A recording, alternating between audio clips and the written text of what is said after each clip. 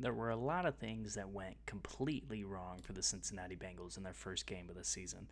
You have two fumbles by Charlie Jones and Tanner Hudson that led to either points for New England or were pretty much taking 7 points off the board for the Cincinnati Bengals.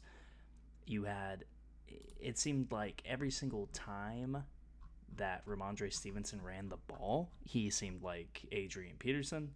And you had a Cincinnati defensive line who seemingly could not do anything to rattle Jacoby Brissett on Sunday.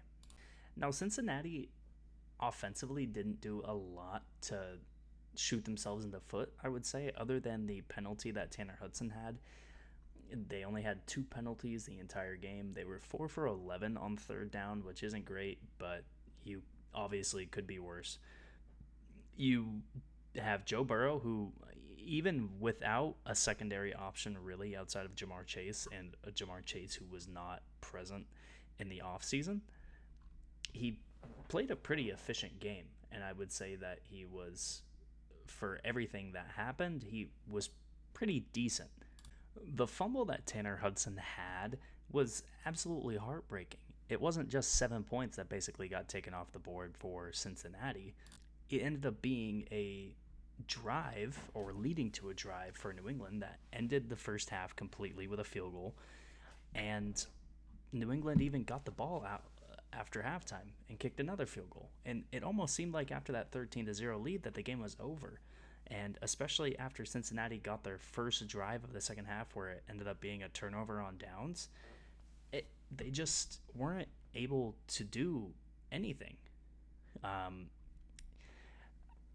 I guess I don't know if this is going to be a sign of things to come for Cincinnati or not.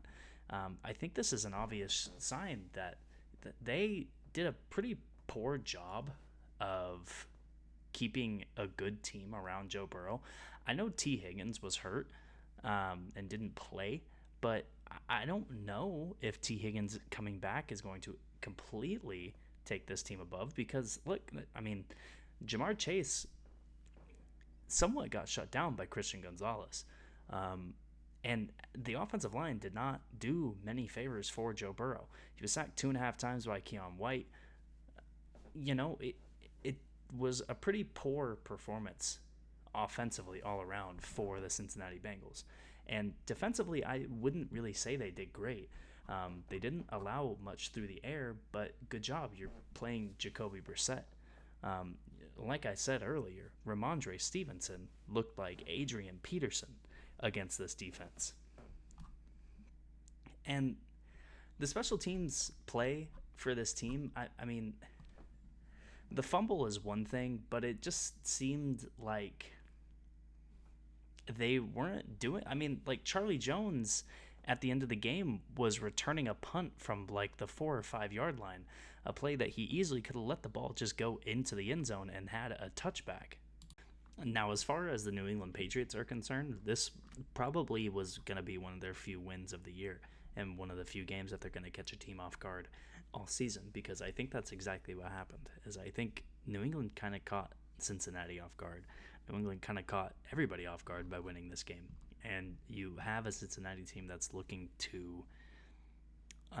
forward to their game against Kansas City this upcoming week. And this was an easy game for Cincinnati to be had. And it's weird to say that a week 1 game is a trap game, but it seems like that's exactly what happened to Cincinnati this week, is they got trapped into looking forward to next week, and they lost to a team that they are superior than.